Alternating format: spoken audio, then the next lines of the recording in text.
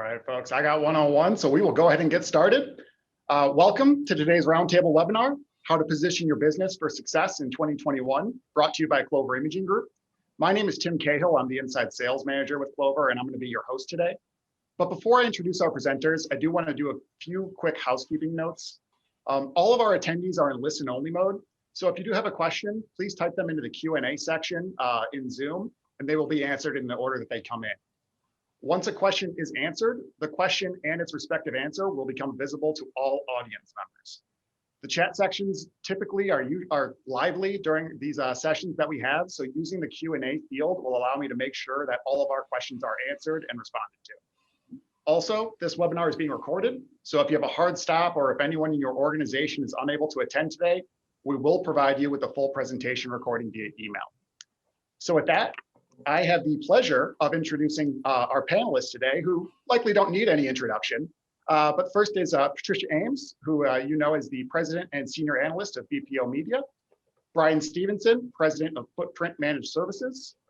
Ed McLaughlin, the co-founder of Predictive InSight. And Mike Tucker, the President and CEO of the Independent Office Products and Furniture Dealers. How this is going to work is each panelist has been assigned a question in which they're going to lead their response, but all of our panelists are going to have the ability to give their perspective on each question. If you do have a question for a specific panelist, please note which panelist you would like that question directed to in the Q&A section. That way we can make sure we get it answered as efficiently as possible. With that, we will get our first question pulled up, and this question is going to be led by Patricia. And Patricia, what are the most relevant trends that bear watching in 2021? And how do you feel that they're going to impact our industry?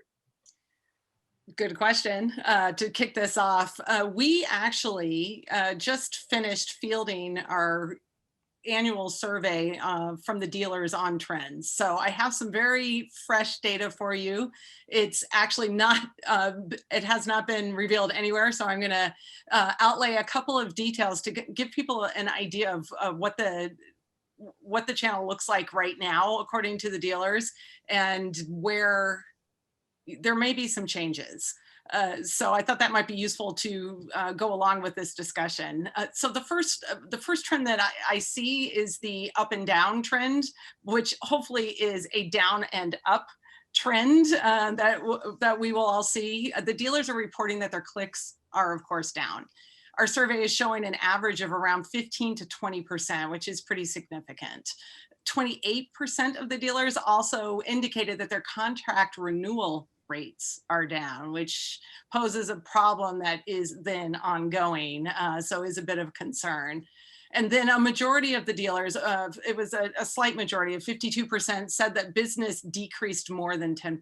So those aren't very positive indicators. However, on the positive side, some of the things that we've seen is that 26% of the dealers have sales targets for 2021 that are 6 to 10% higher. So there's some upward motion that they're looking for in this year. 25% of the dealers have sales targets that are 11 to 20% higher for 2021.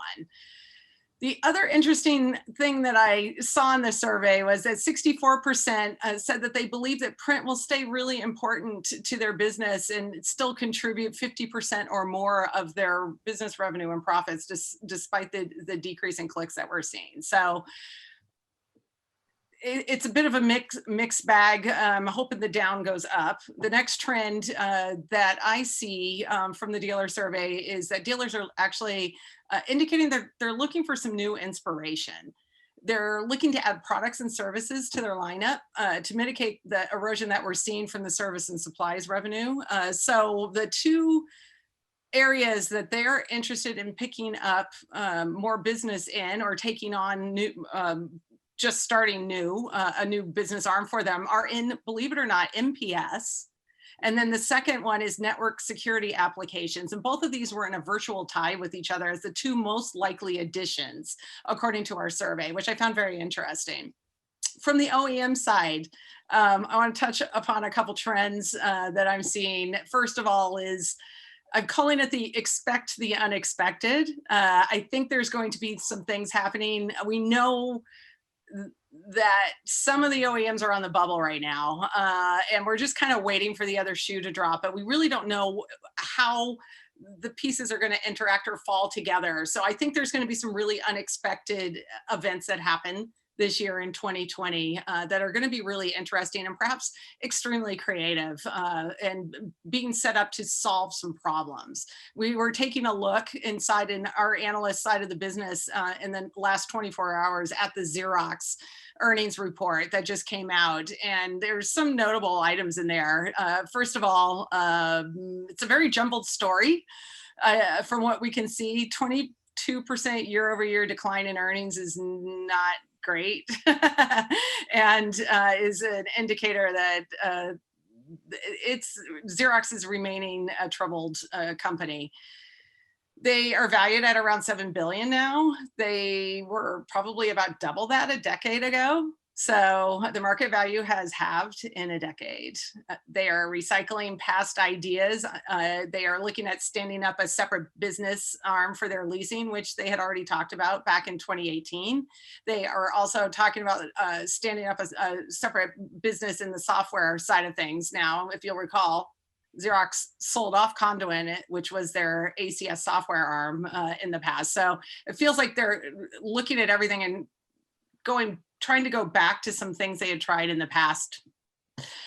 The conclusion that we have is that they probably really don't know what to do. And what we see right now is probably not going to be sustainable over a long period of time. So something's going to have to move for those guys, I think. So given that and looking at some of the others, I think new alliances are going to form, and maybe not in the most likely places. I think that should probably stage up the conversation, Tim. So Yeah, I'll pass it back to you. That's fantastic, Patricia. Thank you very much. And I wasn't aware we were going to get a preview of some stuff, so thank you. You're welcome. I'm just going to go in order that you're set up on my my Zoom setup. So Brian, what are your thoughts? Or what do you view as the most relevant trend? Yeah. Hey, thanks, Tim. Hey, everybody. It's quite a treat to follow Patricia and her data. Maybe I'll take it more from a view from the field. And this question, I think the word relevance an interesting one here. Like, I actually believe print has become less relevant to end customers through the pandemic. Patricia talked about the overall page declines, and that, I suppose, would support that. I think the end result could actually mean more resellers participating in selling managed print. And again, Patricia noted MPS to be a growth area.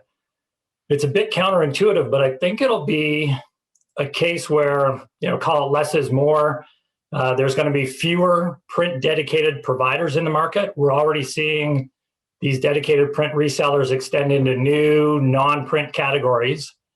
But I think there's also going to be a real expansion in the number of providers that offer print to their customers. And that may cover most areas of our industry, from traditional, print resellers, BTA, MPS, IT bars, to the very large office products channel, and into the large reseller partners like CDW, Insight, SHI, SoftChoice, and others.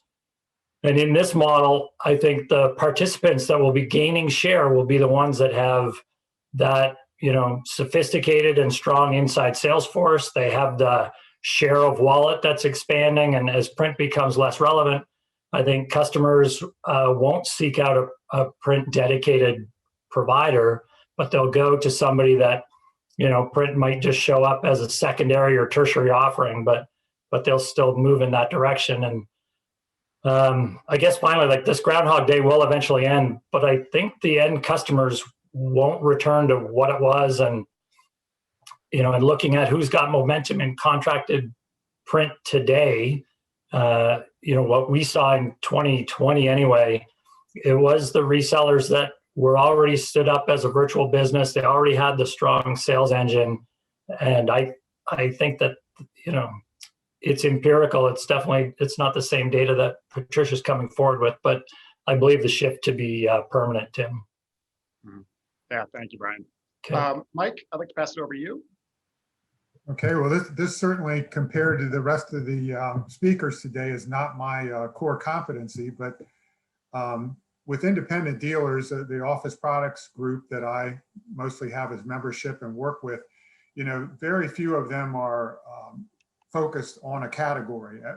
Because office products has been a declining category, they continue to adapt in different ways, whether it's Jansan furniture, promotional products, and so forth. And from my back, when I owned my own business, I know we were doing more with managed print services and moving into contracting to try and make up for some of that losses and also become a Canon copier distributor. So I see a lot of it just being where they have some strength either in their customer base or in their sales base or management team that they can adapt into, a category of print that works for them. And I like the idea of the network security application. I know that's something we've done some webinars on with our association, and I can see them, if they can partner with the right type of company, being able to market that to their customer base successfully. So that would be my thoughts. Absolutely. Thank you, Mike.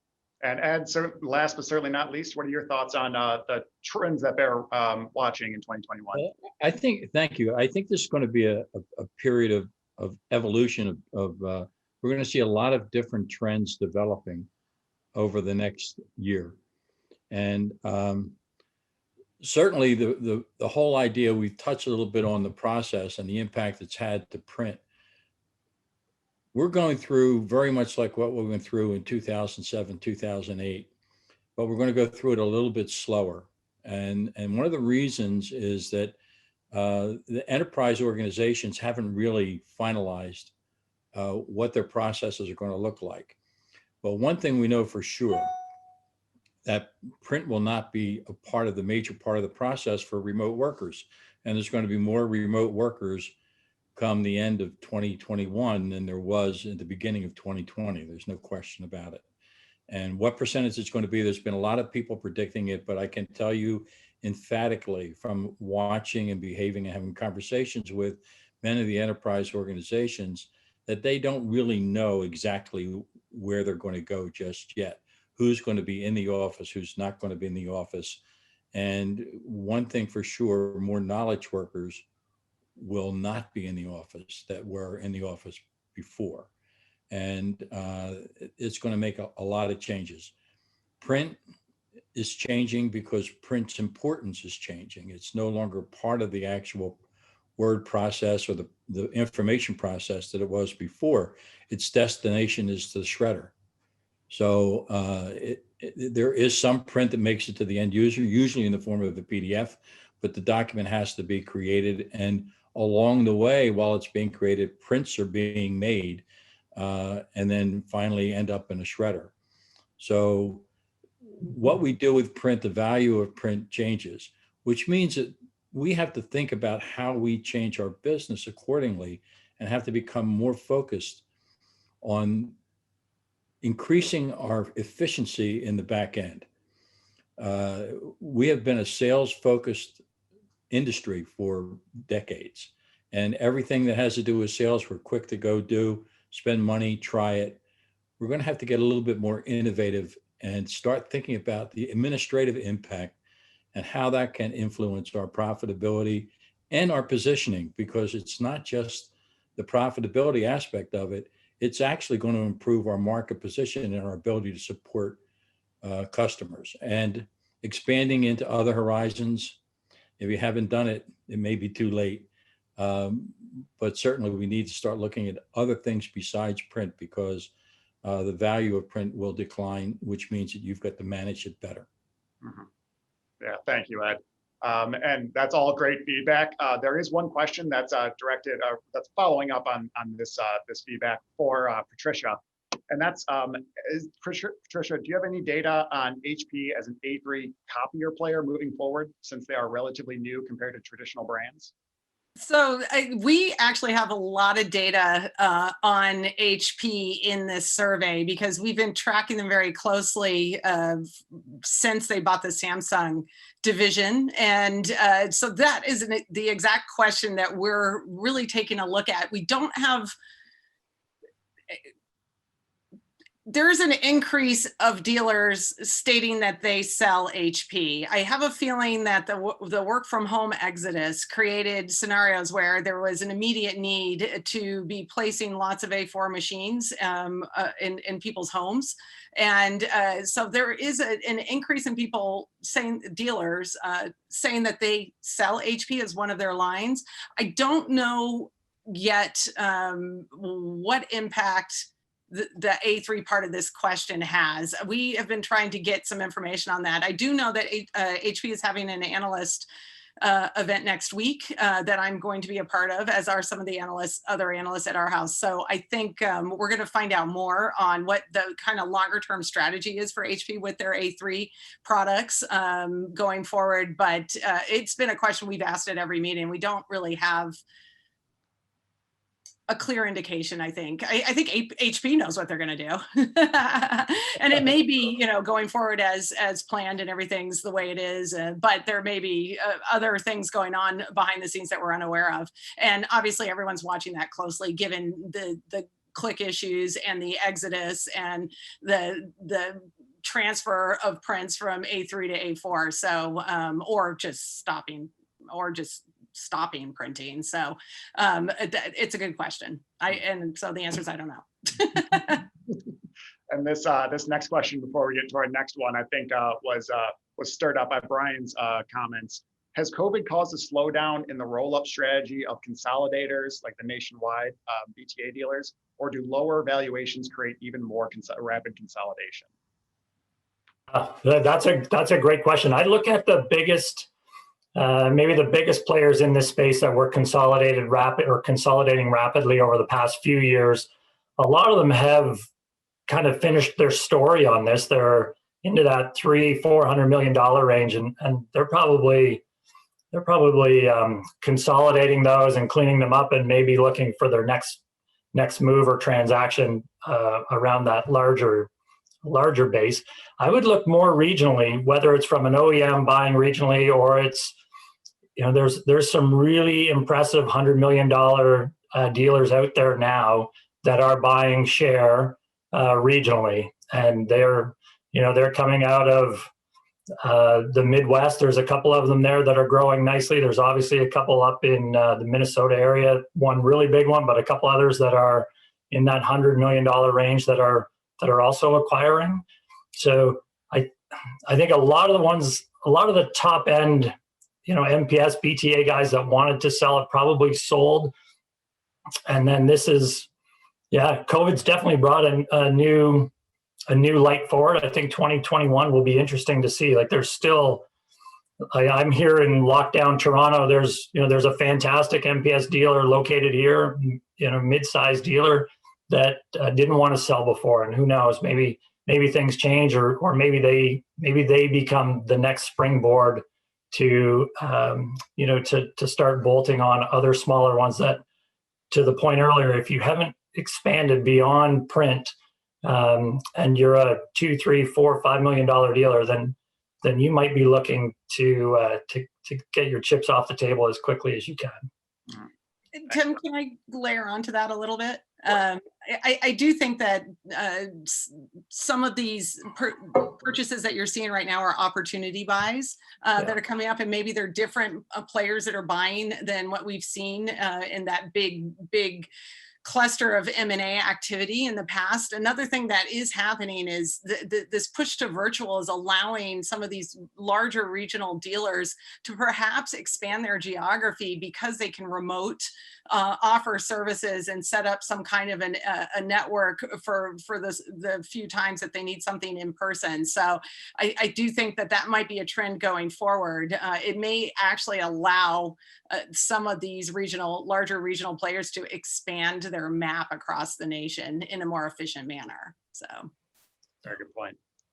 All right, thank you very much. We're going to move to our second panelist question. And Brian, I hope you didn't get too far away from the mic because you're leading this one.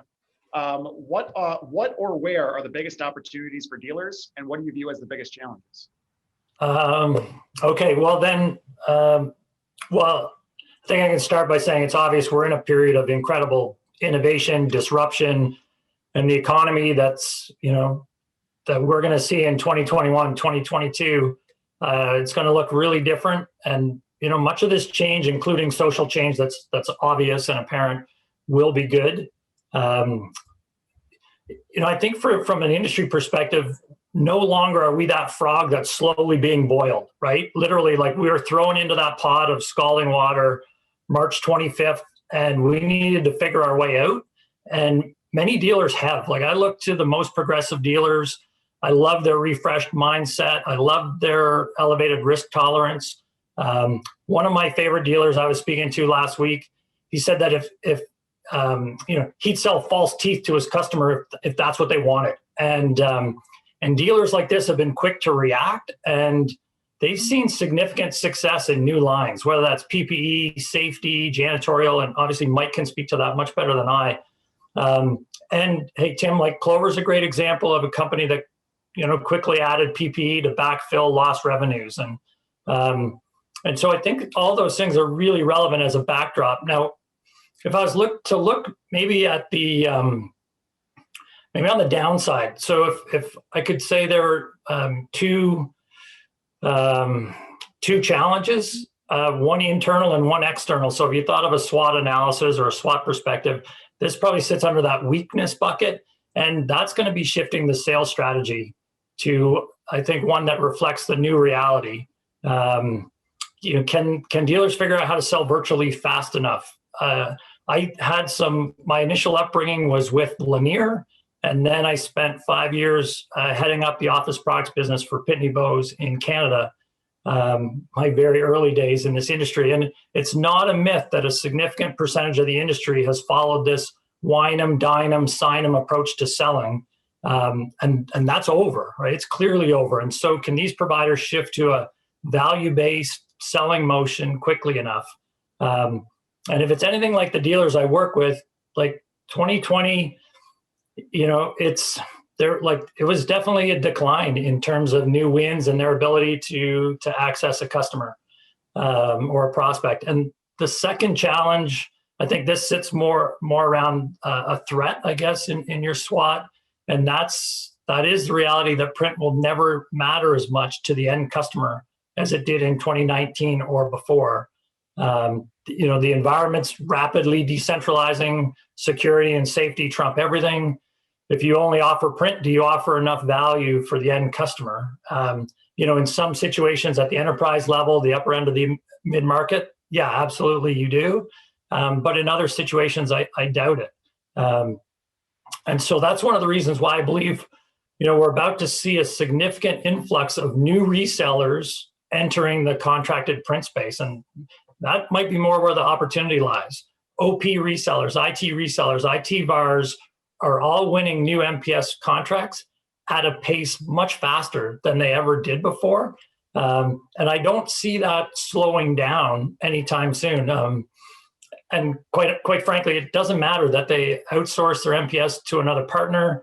These resellers live with a partnering strategy, and this totally works for them. I think it also doesn't matter that print's a tertiary conversation they're having with their customer, because it's probably the only print conversation that's happening with that customer today. And these resellers understand how to sell through an inside sales motion.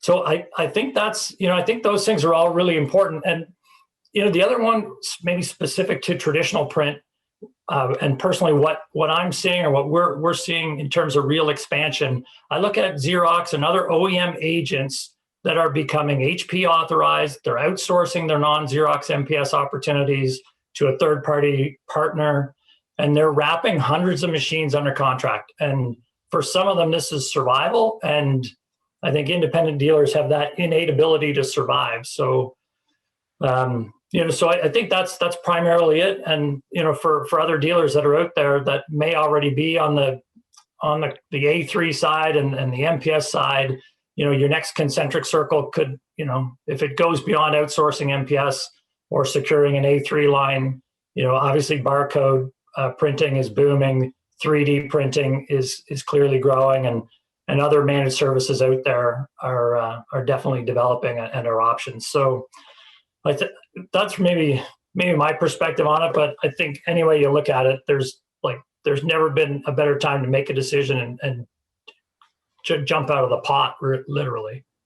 So. Yeah, thank you, Brian. Sure. And now I'm going to pass it over to Mike. Mike, what are your thoughts on the biggest opportunities? Well, that plays to the strength of the independent dealer, is because they generally work with their customers very closely, and whether they deserve it or not are often their most trusted advisor and consultant. So, you know, I like Brian's example of the false teeth. You know, they will find a way to get you whatever you want. So that's absolutely true. And I owned a business for over 20 years, and I made a lot of those kinds of trips out there to find things I didn't know even existed before I had to supply them to somebody.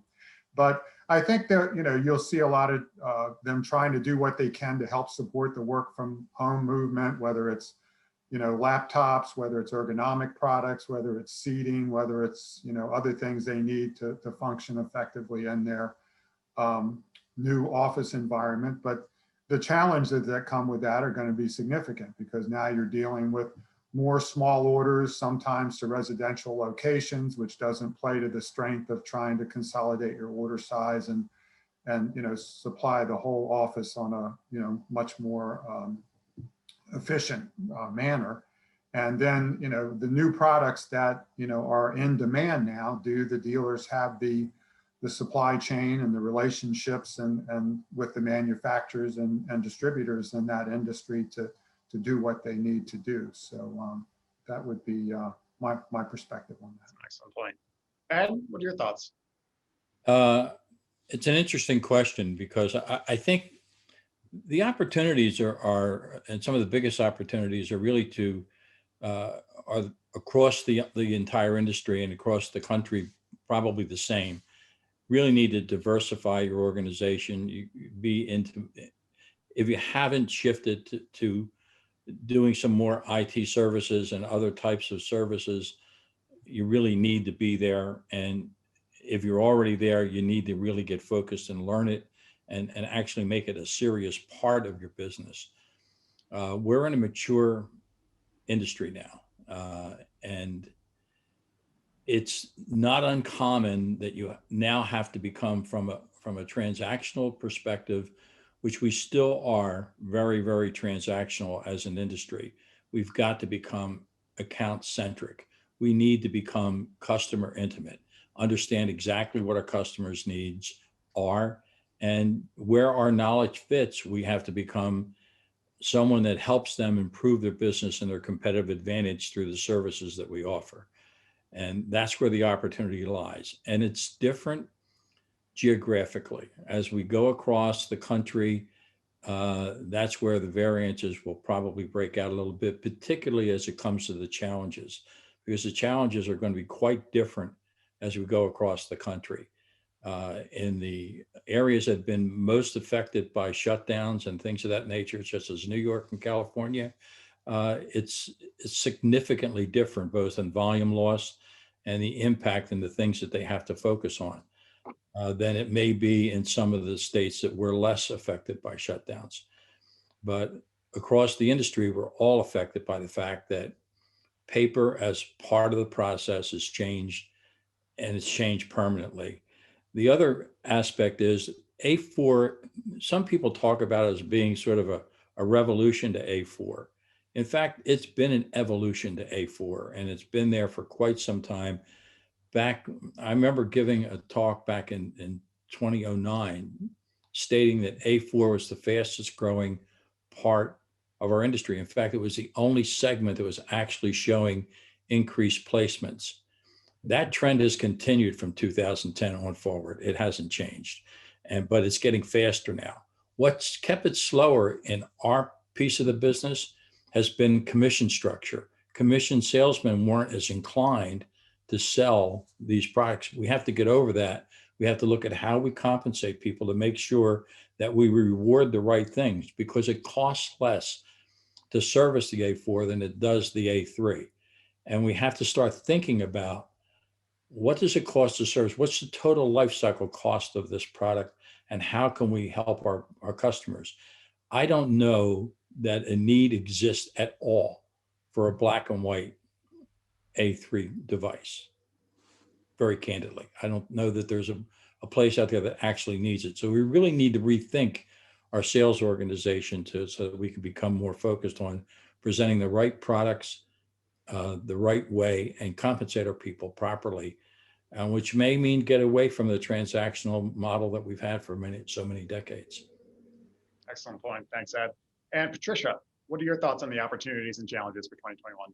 So I would say for the dealers to follow the growth, and the natural growth we're seeing is all things security. Security has been a predominant topic for years, but particularly this past year, security has been critical. Our entire country has witnessed the fallout from security breaches. So brushing up on your security knowledge and looking at different services that you can offer your customers is probably a key area of opportunity for dealers. And then in addition to that is the cloud, of course, and the flexibility and new opportunities that the cloud can bring in the form of new solutions that could be offered to your customers. So I think cloud and security are the opportunities. And then for the challenges, maybe a little surprisingly, we did ask what the biggest challenges were for the dealers this past year. And they were indicating that staffing was an issue, right?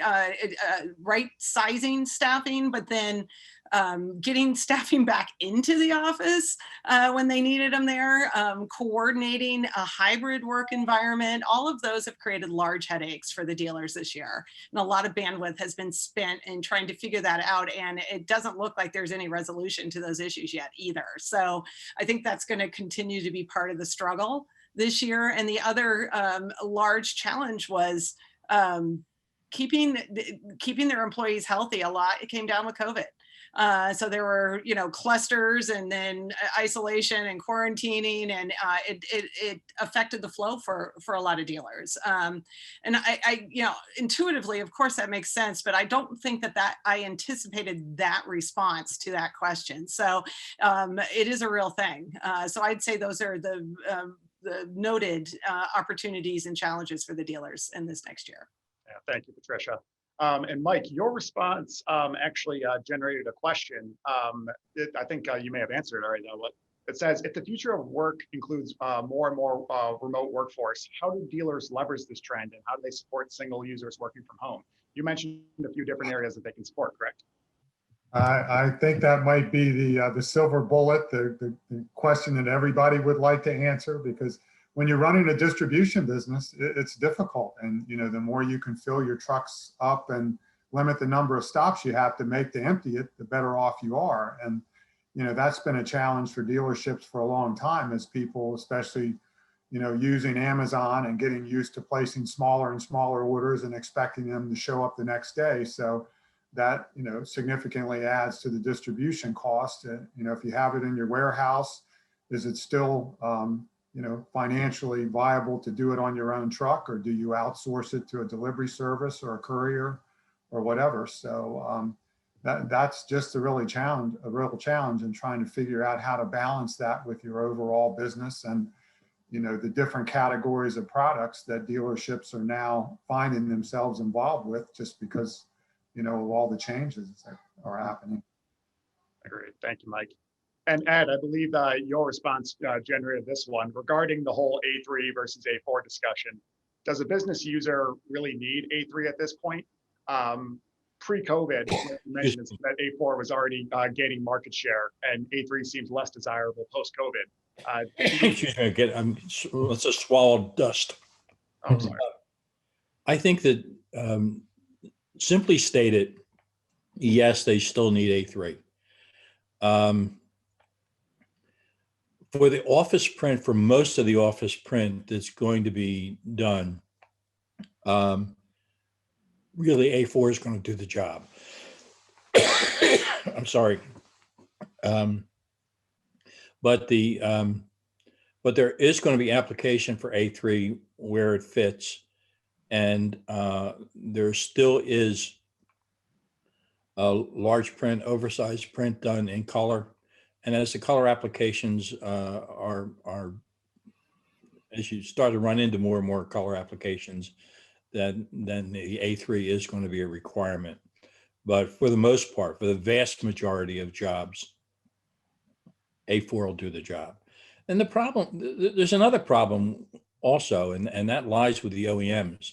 The OEMs have not really developed the A4 product sufficiently to do all the jobs that they need to do. And they haven't put the heavier feeders on scan squared capabilities or scanning both sides, so they really handle the scanning jobs and things of that nature. They need to start doing more with their A4 line to make it more productive and more suitable for the end users too. But in terms of application, A4 is almost completely in charge, in my opinion. Thanks, Ed. All right, we will move to our next panelist question, which will be led by Mike. Mike, given the considerable changes brought about by the pandemic, what approach should businesses take, or should the dealer community take? Oop, Mike, you're on mute. Sorry about that. Okay. This is really an important question. It's one that speaks to the real core strength of the independent dealer community. It's pretty much why they exist and the value they bring to their customers and the community. As I said before, a lot of the independent dealers are considered, not just the supplier, but the problem solver and the consultant for the customers that they have. And I mentioned earlier, and others did, before the pandemic hit, dealers were already exploring ways to restructure their businesses, because office products in particular, depending on who you ask, has been declining at a 5% give or take range. And people are trying to make up for that loss of file folders and binders and file cabinets and other things that the industry has supplied to support the use of paper. So now we're seeing more in furniture and Jan-San and break room and promotional products. That being said, with the pandemic, there is so much noise in the industry right now, and there's a lot of conflicting chatter about what's needed to safely reopen a business and keep them safe for employees and customers going forward. And it was just really some good timing, whether we deserved it or not, that our association ended up partnering with ISSA, the Worldwide Cleaning Association, in this past year, which put us in a unique position to help with this type of thing. ISSA offers many types of training, not only on how to clean and disinfect, but also effective communication about these activities, because that's as much of the solution as the products themselves are. So knowing how to do a proper risk assessment, proper use of things like disinfectants, avoiding the overuse of strong chemicals when increased frequency is what is needed, best practices for PPE and safety products, personal protective equipment, proper use of other types of cleaning and disinfecting equipment. So our association now, has access to this type of training and is able to share that with our members. Another thing that is important to keep in mind is exploring and taking advantage of the other resources that you have out there that can help you, whether it's your buying group, your wholesalers, manufacturers, especially with regard to new products and distribution or distributors, because these other companies are also changing and also bringing new things into the industry that dealers can take advantage of and need to know about. So that's very important. Making sure that your website and your sales collateral reflect this new commitment to safety and cleaning products and procedures and things like that. So you can't just post a manufacturer's logo up there. You have to be telling the whole story and offering and updating that on a regular basis so that your customers recognize your commitment to that. And the last thing I'll say on this, dealers need to make this part of their culture. This can't be something that you just, have one big sales meeting and a, kickoff and everybody's supposed to be on board with, the new normal as far as your commitment to cleaning and safety and so forth. you need to have regular meetings and trainings for the employees, and the company's leadership needs to be recognized as being committed and invested in the effort. So those would be my thoughts on that. Excellent. Thank you, Mike. Ed, what are your thoughts on the approach that our dealers need to take? Ed, you're on mute too as well. My coughing made me stop and put it on mute a lot. So I apologize for that a little bit. You can't add a lot more to what Mike has already said. It really is very comprehensive. The only thing I would emphasize is that because of this pandemic and the impact it's had on our business, the efficiencies that we've ignored in the past and the back office efficiencies that we've probably ignored is a strong word. We haven't paid as much attention to as we should have. We need to get really focused on how efficient we are. And we're going to have to start looking at how we're staffed. I mean, Patricia mentioned that that is one of the things that everyone's struggling with, staffing the organization. And that's understandable, but we have to find ways to make the jobs easier for our people.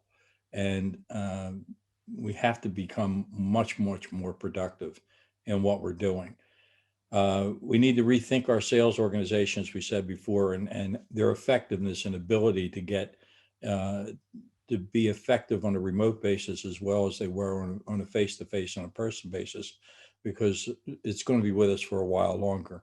And we're going to have to know how to deal with that. So, but I think Mike covered it really very extensively. Yeah, thank you, Ed. Patricia, what are your thoughts on the approach required in 2021? There's a couple refreshing trends that we're seeing, and that people are seeking out education. So learning has increased actually during this last year, which I think will bear fruit for everyone on an ongoing basis. So that's a refreshing trend that we're seeing. But I do think as an approach that it's important to get as close to your customer as possible. Now, when the face-to-face is eliminated, that means that you're going to need to lean more heavily on digital marketing techniques and maybe trying out different solutions that are out there. There's a lot of them now that can be leveraged to reach out and make sure you're communicating with your clients on a regular basis. I think that would be my advice. Thanks, Patricia. And Brian, what are your thoughts? Yeah, if I were to wrap it up, I'd say, what's that saying we've heard thousands of times? We're all in this together, right? And so deep conversations with interesting people, I think, get us thinking in general. And I believe sharing like the pandemic wins and the experiences in a group have never been more important. And I've got an obvious bias here. I'll call it out. I'm head up the InTech group, which is a peer network of non-competing MPS dealers, and it's part of ISG, which is an 800-member office products group. And I also sit on the board of the Managed Print Services Association. But all these groups, I think, really right now, appreciating the bias, they do offer a lot of education. They offer these real experiences that have happened over the last year. And to the point Mike made earlier, there's like a list of new vendors that you've probably never heard of before, whether it's in the print space or it's outside the print space. I'd strongly recommend that independents align with one or more of those groups to be able to help them see their way through and to serve their customers through the disruption. Yeah, absolutely. Thank you, Brian. All righty, and we will move to our final panelist question. Ed, if you could please break out your crystal ball because you'll be leading this one. Do you have any predictions for what 2021 will hold? Unfortunately, the prediction is I think, going to be a little easier than normal. We're going to see, we've already saw what we're going to see. We're going to see a lot more of what we saw in 2020 and 2021, unfortunately. I think a lot of people got excited at the change of the year and said, okay, we're starting a whole new year. And yes, we are, but it's going to be a year of transition. The enterprise organizations have already stated that they're really not going to standardize on their new processes until sometime in 2022.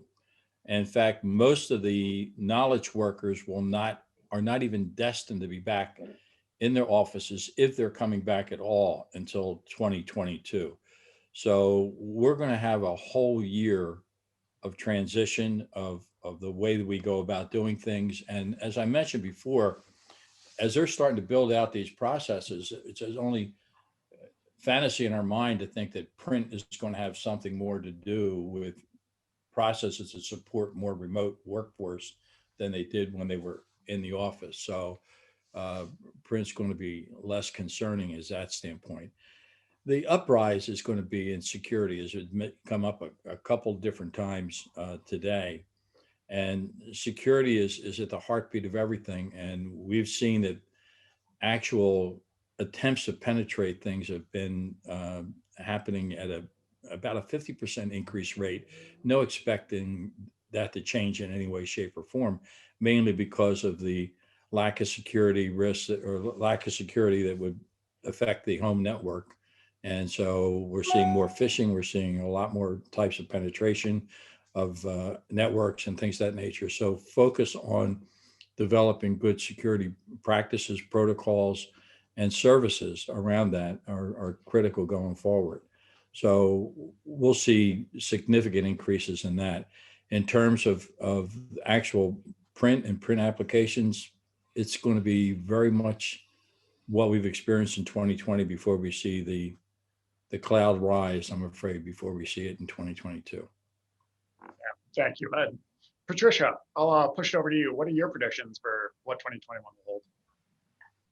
I wonder if we're going to see a really effective all-in-one bundle for print as a service that really works, given the greater access to data, that transition from kind of a B2C model to a B2B model for a print as a service option.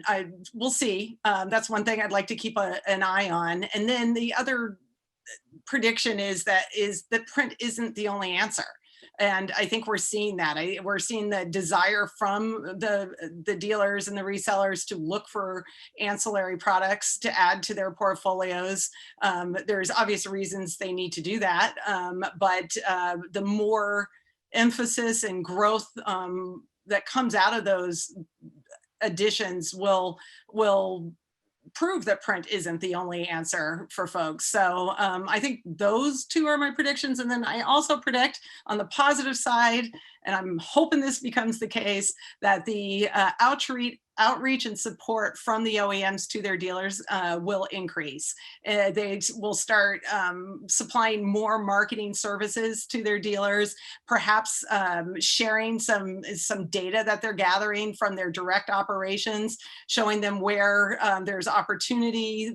We can follow some trends from the enterprise that will flow down to the SMB. That flow down is happening quicker and quicker, whereas before it would take years before certain things that were used in the enterprise would start being adopted in the SMB. Now it's like 4 months. So some of those trends that they're experiencing already, that sharing of that information with the dealers for their SMB markets would be very helpful. And I think Brian said, we're all in this together. The OEMs know that they need these independent dealers, absolutely need them. So I think all hands are going to be on deck, and they're going to be throwing as many resources as possible out there to help everyone succeed in a really rough, kind of turbulent environment. Absolutely. Brian, what are your thoughts? Yeah, hey, I love that, Patricia. I think you're bang on. I think that's really cool. Maybe I'll up-level this just a little bit. I actually think the uncertainties, I'm with Ed that it's going to continue in 2021. I actually think it's going to accelerate. We need to still figure out what the future of work is going to look like in 2022, and nobody really has that picture figured out.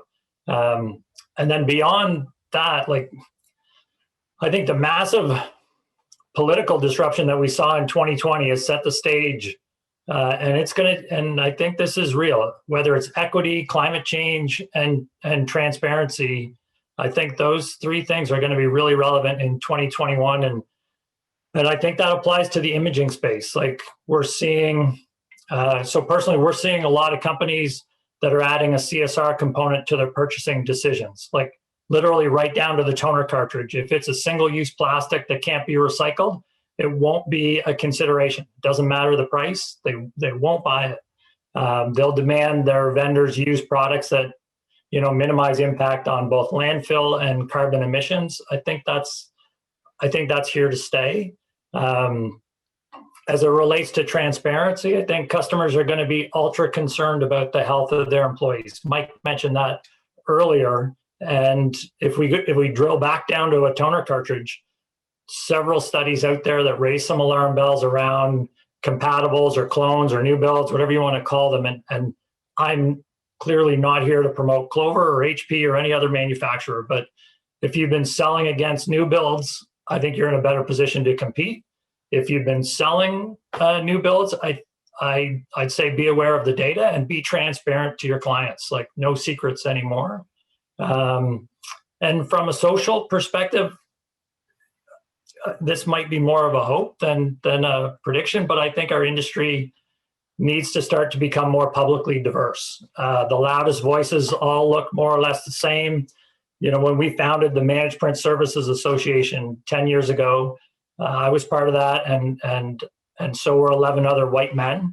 Today, that board's much more diverse. And as we look across the industry, you see more diversity in MPS leadership at Supplies Network, at Cinex, at HP, at Intech, Great America, Upland on the software side. The list goes on.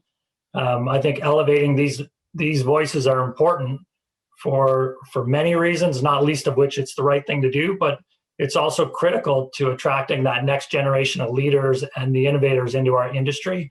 And so I actually have a belief that we are going to start moving in that direction. So I'll put that out there as a 2021 prediction. Yeah, thank you, Brian. And last but not least, Mike, what are your thoughts? Well, I don't know if I have as many predictions as I do prayers going into 2021, but it's going to be an interesting year. And, a lot of B2B has changed. How much it's going to change permanently into the future, is going to be, who knows, it's anybody's guess. I'm particularly interested in seeing what happens with the federal government and some of the state and municipal or county governments, and in particular the school systems, because a lot of them have been greatly impacted by what's going on. And I think how they come out of this and are able to hopefully get things back to something that resembles normal for our student population is going to be important. And that's also going to create a lot of opportunities for people that sell in that space.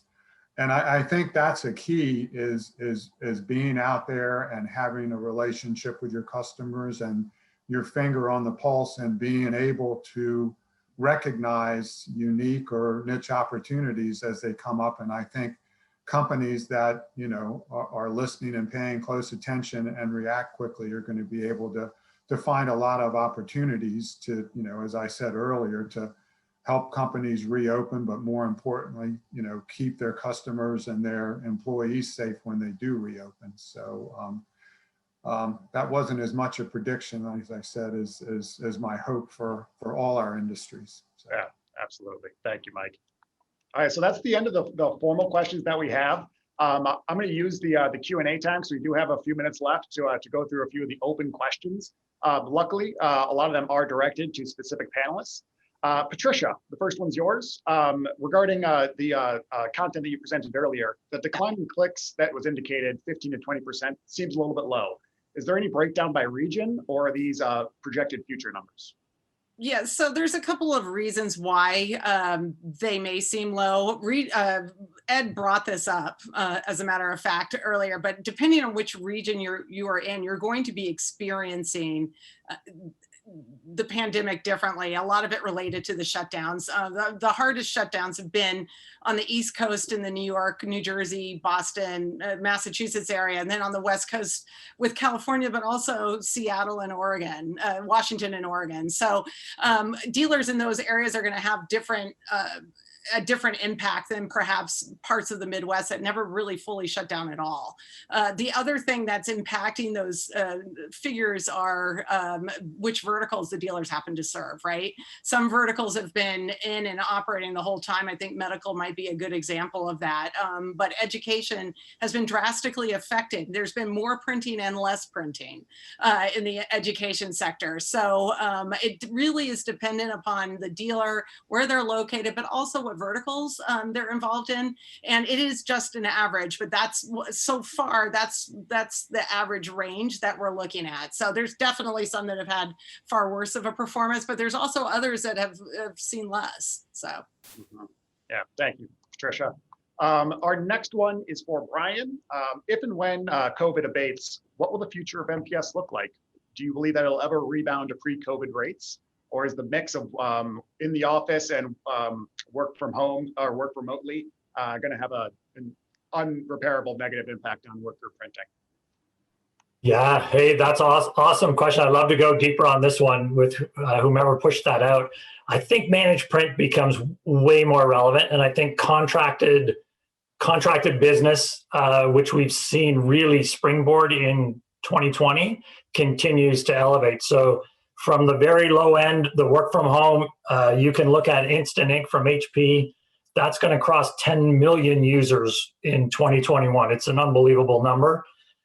You move into SMB, that's growing so rapidly with that, with these new entrants into the space. And then you've obviously got the upper end of the market still well covered by some strong MPS providers. So I agree that the pages will go down overall. So, but in terms of managed print, historically, that has been more of a decentralized A4 environment, and all of that is growing. And so the offset on pages, but the increase in distributed print, my sense would be there won't be much in terms of a decline in overall pages in MPS.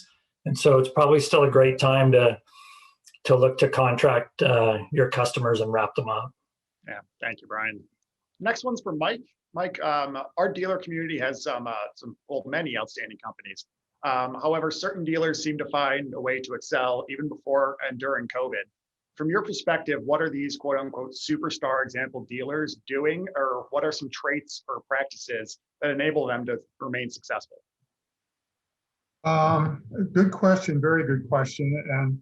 And some of it's luck, but a lot of it is intuition and experience in the marketplace over years. And the people that had started gravitating, especially into the jan, sand, and cleaning supply industry earlier on, seem to have fared very well over the past year. I heard numerous stories about people, how their office supply business might have been down 50 or 60% at some points in the year, but then they gravitated to products that they were able to get for the cleaning, for the disinfectants, the gloves, the wipes, the masks, that kind of thing. And because they had started a little earlier, they had more access to those types of products and relationships with companies that could help them. So I think that having been a little future thinking and following the trends in the industry that other people were being successful with over the last 5+ years, was a good roadmap. And the ones that took advantage of that were very, fortunate in how they were able to turn their year around. And it was interesting, people telling me that what I used to have to fill a truck up with, and it was, 200 or 300 different products that were my core products that were so far down. And now I'm selling 10 or 12 products that are making up almost the same amount of dollar volume that, I was doing with such a larger mix. So it was really strange times. Mm-hmm. Yeah, thank you, Mike. And our final question is for Ed. Ed, there's a lot of talk about the remote workforce becoming the standard of the future. And there have been arguments made that larger corporations are concerned that it's going to have a negative impact on their culture. Do you feel that there's any merit to that concern, or do you feel that the return for the workforce is going to be larger than originally anticipated? I think that's a really great question. Earlier, I had mentioned that many of the enterprise organizations are still evolving what their standards are going to look like and who's going to be coming back and who's not going to be coming back into the office. It's interesting that as soon as people started to work remotely, there was this immediate reaction that everybody's going to be working remotely and everybody likes it, and it's really a great way to work, and we've increased productivity. Many of the large organizations have found out that's not really the case. Some management don't like it. Some people feel that their culture doesn't fit. And candidly speaking, some people have been looking at the effectiveness of Zoom meetings versus face-to-face contact. And they found out that it takes 2 to 3 Zoom meetings to accomplish what you might be able to do in a single face-to-face situation. So many people are thinking coming back into the office and walking down, having the hallway meeting, something that comes up that you solve the problem immediately and you didn't have to chase after someone to get onto their schedule, is actually something that they want to make sure doesn't go away. So it depends on the company, it depends on their culture, but there is some merit to the philosophy that the remote workforce is not everything it's made up to be. Many of the management processes aren't there right now to get the job done the way it's supposed to be done. We kind of fell into this through this pandemic, and we were migrating towards a nomadic workforce at some point in the future, particularly with the development of 5G, which even though you have it on your phone right now, you don't have 5G. More than likely, you have the top end of the LTE category, and they're calling it 5G. If you look closely, it's 5GE, which doesn't really mean it's 5G. So we're not getting that bandwidth of productivity that we could have in the nomadic workforce, and we don't have the management structures and the people to really define who should be working more remote and who shouldn't be. And that's still an evolving figure. And quite frankly, there's a lot of merit to more people going back to the office, and I think more enterprises are considering getting back to the office. And I don't think we're going to have 50, 60% that we thought we were going to have working remote. Probably a number somewhat smaller than that. That's an excellent point. Thank you, Ed. And before we wrap things up here, I would like to quickly announce that Clover's next webinar is going to take place February 24th, also at 1 p.m. Central. We're going to be opening up the registration in a couple days. But like this one, it is sure to provide some unique insight into an area that I think everyone on this call can relate to. And that's the impact of clone compatibles flooding e-commerce market. And it's going to have a guest speaker of Patricia Judge of the IITC to present and share her expertise on it. So with that, I would like to once again thank all of our panelists on behalf of myself and on behalf of Clover. Additionally, we'd like to thank our attendees for spending an hour of their time with us. Hopefully you found it to be just as valuable as we did. And as a reminder, the Clover marketing team will send out the recording of this presentation to everyone that registered. So if you were unable to attend, please send that to whoever you think would benefit from it. Thank you again to everyone, and stay safe out there.